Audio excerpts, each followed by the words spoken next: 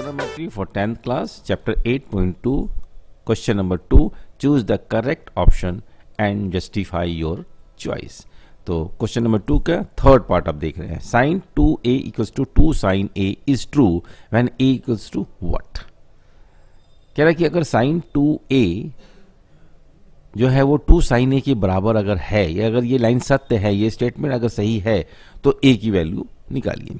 Options आपके पास दिए गए हैं 0 degree, 30 degree, 45 degree and 60 degree. अब यहाँ पर वेरी सिंपल, बहुत आसान सम है.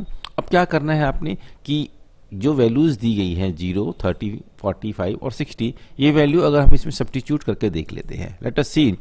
आपको ये मालूम है कि साइन 0 जो है वो 0 होता है और कॉस 0 जो है वो 1 होता है. ये आपको एक हिंट के तौर पर लिख दिया गया. नाउ अब आपके पास क्या करना है, substitute the degree given in the options 1 by 1 in the statement. Right. इसका अर्थ यह हुआ कि ए की वैल्यू 0 डिग्री हम पहले इस स्टेटमेंट में बिठाकर देखते हैं क्या यह सत्य हो रही है. तो आइए पहले 0 को बिठाकर देखते हैं. LHS में क्या है, साइन 2a, और साइन 2a इक्वल टू क्या हो जाएगा, साइन 2 मल्टीप्लाई 0, क्योंकि a की वैल्यू हम 0 फिट करके देखना चाहते हैं. तो अब 2 और 0 को मल्टीप्लाई करेंगे तो 0, तो साइन 0 डिग्री आ गया. अब साइन 0 डिग्री क्या होता है, 0 होता है. तो LHS क्या है, यानी कि साइन 2a क्या है, वो 0 है. कब, जब a की वैल्यू 0 होती है. अब हम 2 साइन a यानी RHS लेते हैं 2 साइन a. तो 2 साइन 0 डिग्री, क्योंकि a की वैल्यू हम 0 डिग्री उठा रहे हैं. अब यहाँ अगेन हम देख रहे हैं 2 मल्टीप्लाई साइन 0. साइन 0 डिग्री क्या होती है, 0 होती है. तो 2 इंटू 0 दैट इज 0. अब आप देख रहे हैं कि अगर a की वैल्यू 0 बिठाई जाए तो साइन 2a की वैल्यू भी 0 निकल रही है और 2 साइन a की वैल्यू भी 0 निकल रही है. बच्चे कंफ्यूज नहीं होना है. साइन 2a और 2 साइन a दोनों अलग अलग चीज़ें हैं. यहाँ पर फर्स्ट में 2 जो है वो एंगल के साथ मल्टीप्लाई है और सेकंड RHS में जो 2 है वो साइन a के साथ मल्टीप्लाई है. इसलिए कंफ्यूज नहीं होना है. दोनों की 2 स्थितियाँ अलग अलग हैं. बट यहाँ पर हम देख रहे हैं कि अगर हम a की वैल्यू 0 बिठाते हैं तो दोनों ये जो स्टेटमेंट है sine 2a equal to 2 sine a equal होता है. अब यहाँ इक्वल हो गया, इट मीन्स हमारा ऑप्शन ए राइट हो गया. अब यहाँ पर 30, 45 और 60 को चेक करने की ज़रूरत ही नहीं है. So sine 2a equal to 2 sine a for a equals to 0. ये कब होगा, जब a की वैल्यू 0 होगी. तो आंसर ए जो है वो राइट हो जाता है. लेकिन अब प्रश्न उठता है, बच्चों के माइंड में बात आती है कि सर अगर ये 0 डिग्री शुरू में दिया गया था, एक ऑप्शन जो था वो a इक्वल टू 0 दिया गया था, अगर पहला ऑप्शन 30 होता तो क्या हम 30 a की वैल्यू 30 बिठाते? बिल्कुल बिठाना पड़ता. हम अंदाज से इन चारों ऑप्शन में 0 को ही पहले बिठाया गया, क्योंकि फर्स्ट वैल्यू 0 दी गई थी, इसलिए हमने ऐसे बिठा दिया.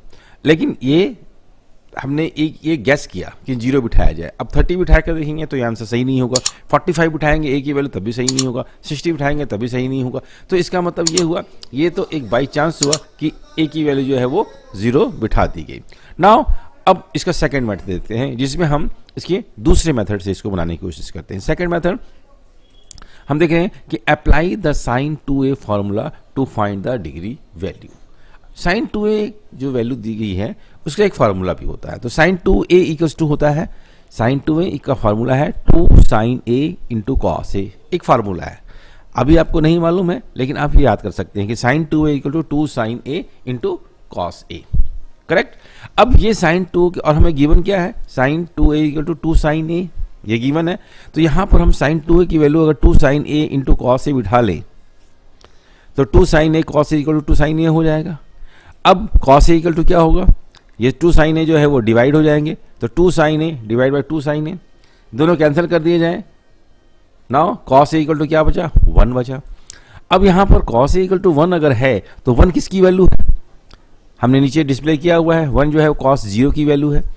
तो कॉस 0 डिग्री. अब cos a equal to cos 0 degree, तो इसका मतलब ये हुआ कि a जो है वो 0 डिग्री है. Hence a therefore you can say कि a इक्वल टू 0 डिग्री, तभी cos a equal to cos 0 हो रहा है. तो अगर a इक्वल टू 0 डिग्री आ रहा है, हम कह सकते हैं option a is a correct answer. यहाँ पर हमने ऑप्शन की हेल्प नहीं ली है, सम को सॉल्व करने की कोशिश की है. पहले वाले मेथड में हमने ऑप्शंस जो दिए गए थे उसको पुट करके देखा था. राइट. अब बोथ वे इस सम को बना सकते हैं. राइट. आइए नेक्स्ट हम देखते हैं. पॉज करें और इसे चेक करें और अपने फेयर कॉपी पे नोट भी कर सकते हैं।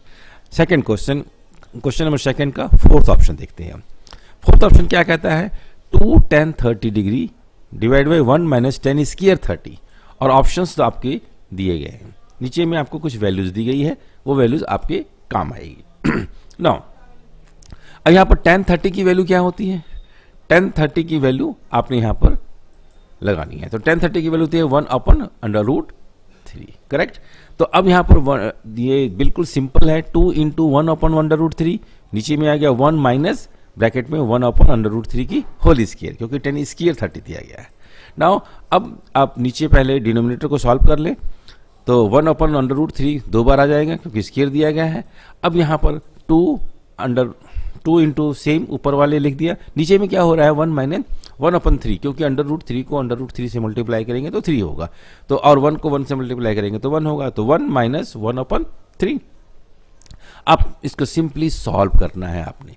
तो आप क्या देख रहे हैं, 2/√3 और नीचे एलसीएम ले लिया गया, तो 3 माइनस 1/3। अगेन इसको सॉल्व किया गया और नीचे आपके पास 2/3 बन गया। अब ये जो सम है 2 रैशनल नंबर्स हैं यहाँ पर, जो कि एक मेन डिवाइड किया गया है। सो जब 2 रैशनल नंबर्स को डिवीजन होता ही है तो इसका प्रोसेस ये होता है कि इसे आप मल्टीप्लाई में कन्वर्ट कर देते हैं और जो डिनोमिनेटर है उसे हम पलट देते हैं, यानी कि रेसिप्रोकल कर देते हैं, दैट इज 3/2।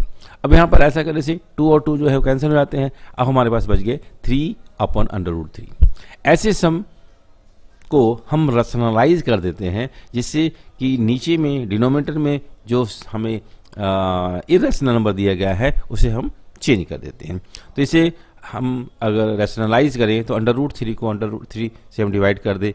अब यहाँ पर हमारे पास टॉप पे बच गया 3/√3 और नीचे √3 को √3 से मल्टीप्लाई किया तो 3। अब यहाँ पर 3 और 3 जो है वो कैंसिल हो जाते हैं एंड यू गॉट ओनली √3। अब आप देखें कि √3 जो है किसकी वैल्यू है। सो √3 जो है वो 1060 की वैल्यू है। तो 1060 की वैल्यू अगर √3 है तो सी ऑप्शन जो है वो आपका राइट है। सो 1060 degree is a correct answer, right.